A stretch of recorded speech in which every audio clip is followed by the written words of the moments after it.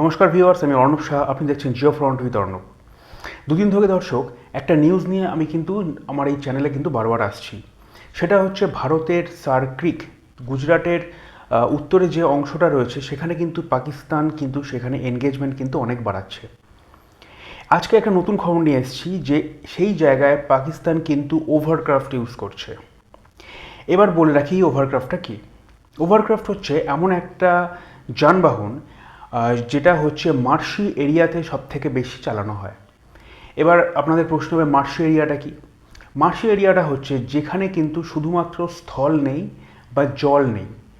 আমরা যদি ধরে নিই সমুদ্র, সেটা শুধুমাত্র জল, বা যদি ধরে নিই যেখানে কোনো হার্ড ল্যান্ড, সেটা যেমন স্থল, সেরকমই এমন কিছু জায়গা আছে যে জায়গাটা হচ্ছে অ্যাকচুয়ালি জলাজমি, যেখানে জলও আছে এবং জলের খুব অগভীর জলের নিচে কিন্তু স্থলটা আছে।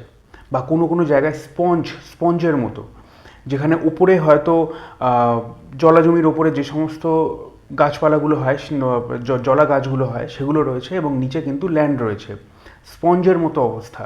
সেই সমস্ত জায়গায় কিন্তু যদি কোনো রকম যুদ্ধ হয়, আমরা দ্বিতীয় বিশ্বযুদ্ধের পরে সেরকম কোনো পরিস্থিতি দেখিনি যে এরকম কোনো জায়গায় যুদ্ধ হয়েছে।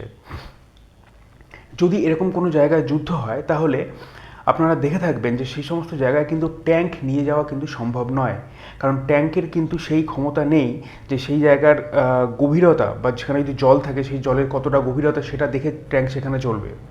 যদি সেখানে গভীরতা বেশি হয়, ট্যাঙ্ক কিন্তু জলের তলায় ডুবে যাবে। অথবা যদি ধরি সেখানে জলের জন্য আমরা সেখানে নেভি যদি আমরা ডিপ্লয় করি, তাহলে সেক্ষেত্রে কী হবে, জলের গভীরতা সেখানেও বোঝা যাবে না। সুতরাং ফ্রিগেট বলুন বা যে সমস্ত নৌবহর রয়েছে সেগুলো গিয়ে কিন্তু সেই জায়গাটা আটকে যাবে। সুতরাং যুদ্ধক্ষেত্রে কিন্তু দুটোই প্রবলেম হয়। কিন্তু পাকিস্তান এখানে যেটা ইউজ করছে, যে ওভারক্রাফট ইউজ করছে, সেটা হচ্ছে এমন একটা যানবাহন যেটা হচ্ছে জল এবং স্থল উভয় জায়গা দিয়ে যেতে পারে, এবং জলাজমির জন্যই এই যানবাহনটা তৈরি করেছে। এটা সাপ্লাই করেছে কে? এটা অ্যাকচুয়ালি পাকিস্তান কালেক্ট করেছে ইংল্যান্ডের থেকে, ইউকে থেকে। এই যানবাহনটার একটুখানি ডিসক্রিপশান দিয়ে রাখি। এটা হচ্ছে একটা ফ্রিগেটের মতোই একটা ছোটো নৌবহর বা ছোটো নৌকা বা একটা ট্রলার টাইপের, যেটা হচ্ছে যুদ্ধের ক্ষেত্রে ইউজ হয়। আপনারা একটা ইমাজিন করে নিন, এবং তার নিচে রয়েছে একটা বেলুনের মতো, রাবার বেলুনের মতো একটা পোর্শন, যার ভিতরে হাওয়া ভরা থাকে, এবং পিছনে এবং এই মানে যদি ধরে নিই এটা একটা ট্রলারের মতো, পিছনে একটা বড় পাখা লাগানো থাকে বা ফ্যান টাইপের, যেটা এত জোরে ঘোরে যে হাওয়াটাকে যখনই সে পিছন দিকে ঠেলে দেয় তখন এই যানবাহনটা, মানে এই যেটা নৌকার মতো দেখতে এই যানটা, সেটা এগিয়ে যায়। এবং এটা খুব সহজেই এই সমস্ত জলাজমির ওপর দিয়ে খুব সহজেই স্লিপ খেয়ে চলে যেতে পারে, এবং সেটা কিন্তু হার্ড গ্রাউন্ডের উপর দিয়েও যেতে পারে এবং জলেতেও যেতে পারে। এই জিনিসটা কিন্তু পাকিস্তান ব্যবহার করছে এই মার্শি এরিয়াতে, অর্থাৎ গুজরাটের এই উত্তরে। এবং সেটা নিয়ে পাকিস্তান একটা কিন্তু বিস্তর একটা বড় ভিডিও করেছে যে তারা ভারতের এগেনস্টে এই ধরনের একটা অত্যাধুনিক জিনিস ইউজ করছে। তবে এটা আমরা বলে রাখি, এটা অত্যাধুনিক নয়। এই মার্শি এরিয়ায় এই ধরনের যান কিন্তু দ্বিতীয় বিশ্বযুদ্ধের পরপরই শুরু হয়ে গেছিল, এবং দ্বিতীয় বিশ্বযুদ্ধে কিছু কিছু ক্ষেত্রে এই ধরনের যানবাহন ব্যবহার করা হয়েছে।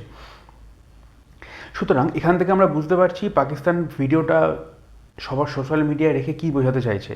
পাকিস্তান নিজের শক্তিমত্তা বোঝাতে চাইছে। তবে সেক্ষেত্রে বলে রাখি, একটা দেশের শক্তি কিন্তু সে দু একটা নতুন অত্যাধুনিক যন্ত্র কিনলো, বা যেটা তার দেশে ছিল না সেরকম কোনো সরঞ্জাম কিনলো, সেটা কিন্তু তার দেশের শক্তিমত্তার পরিচয় নয়।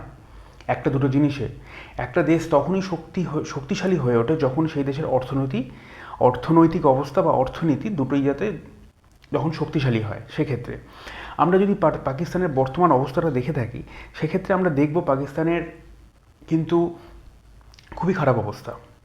অর্থাৎ পাকিস্তানের বিশ্বের বিভিন্ন দেশের সাথে যে সমস্ত বাণিজ্য হওয়া উচিত পাকিস্তানে কিন্তু সেরকম কিছুই নেই। কোনো রকম ইন্ডাস্ট্রি গড়ে ওঠেনি। দেশের মধ্যে এত পরিমাণ দুর্নীতি, এত করাপশন যে সেই দেশে কোনো রকম ইন্ডাস্ট্রি গড়ে ওঠেনি। ইন্ডাস্ট্রি গড়ে ওঠার জন্য সরকার থেকে যে অর্থ নির্ধারণ করা হয় সেটা কিন্তু তার দেশের লিডারটা, মানে সাধারণ মানুষের কাছে পৌঁছানোর আগেই সেটা ফান্ড জিরো হয়ে যায়। এবং সেই লিডাররা যখন একটা লামসাম অ্যামাউন্ট যখন সে তার ব্যাংকে জমিয়ে ফেলে, সে কিন্তু পাকিস্তানে আর পড়ে থাকে না। আমি এরকম থাউজেন্ডস অফ লিডার্সের আমি আপনাদের উদাহরণ দিতে পারি যারা কিন্তু দেশে পড়ে নেই।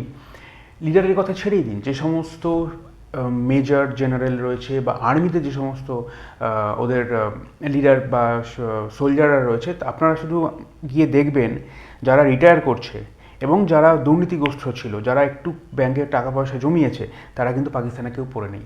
যারাই মোটামুটি অর্থ জমিয়েছে তারা কিন্তু সেখান থেকে গিয়ে ইউরোপের বিভিন্ন দেশে তারা ছড়িয়ে রয়েছে। সুতরাং এখান থেকে আপনি একটা আইডিয়া করে নিতে পারেন পাকিস্তানের বর্তমান পরিস্থিতিটা কেমন। পাকিস্তানের যে মানুষগুলো রয়েছে তাদের কে যা বোঝানো হচ্ছে সেটাই তারা বুঝছে। তার কারণ মানুষের মধ্যে যদি অশিক্ষাটা বেশি করে থাকে তাহলে সে দেশের লিডারের পক্ষে অনেক সুবিধা হয়, সে তাকে যা ইচ্ছা তাই বোঝাতে পারে। সুতরাং এখানে যেই মার্শি এরিয়ার কাছে, বা যেটা আমি আগের দিন বললাম, যেটা ভারতীয় সংস্কৃতিতে ব্রিটিশরা এসে এই জায়গাটার নাম দিয়েছিল সার ক্রিক।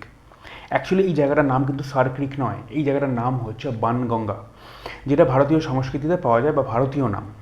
এই জায়গাটা হঠাৎ করে পাকিস্তান কিন্তু দাবি করছে, তার কারণ পাকিস্তান নিজের জনগণের দৃষ্টিভঙ্গি ঘোরাতে চায়। এবার বলে রাখি সেই জায়গা থেকে ভারত কী সিদ্ধান্ত নিয়েছে বা ভারতের পদক্ষেপ কী। রাজনাথ সিং কয়েকদিন আগেই বক্তৃতা দিয়েছিলেন যে ভারত কিন্তু কোনো মতেই এই ধরনের এনগেজমেন্ট বা মিলিটারি এনগেজমেন্ট বর্ডারের সামনে মেনে নেবে না, মেনে নেওয়া উচিত নয়। ভারতের সার্বভৌমত্ব রক্ষার ক্ষেত্রে এটা মেনে নেওয়া উচিত নয়। পাকিস্তান কিন্তু অ্যাটাক করবে বলে আগে থেকে আমার মনে হয় না। এটা শুধুমাত্র তাদের ভয় দেখানো, তার দেশের লোককে নতুনভাবে দেখানো যে আমাদের অনেক শক্তিশালী আমরা, নতুন অন্য কোনো দেশকে আক্রমণ করার জন্য। এবং ভারতের ক্ষেত্রে ভারত কিন্তু এইদিকে কোনো রকমভাবে বেশি মাথা ঘামাবে বলে আমার মনে হয় না।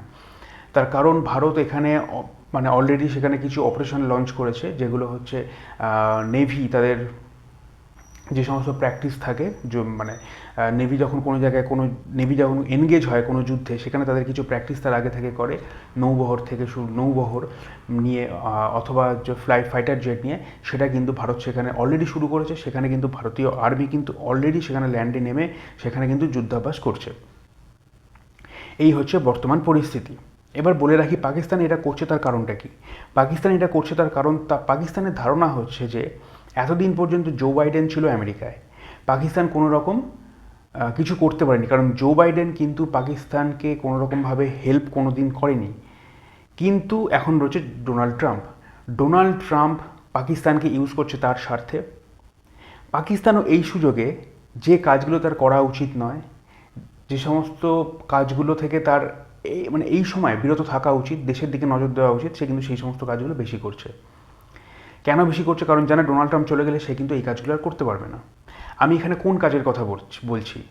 অনৈতিক কাজ, যে কাজগুলো তার অ্যাকচুয়ালি যে কাজগুলো তার করা উচিত নয়, কিন্তু ভারতের পক্ষে একটা যদি দ্বন্দ্ব লাগিয়ে রেখে দেওয়া যায়, তাহলে সে দেশের জনগণের পক্ষে জনগণের দৃষ্টি ঘোরানো অনেক সহজ হবে।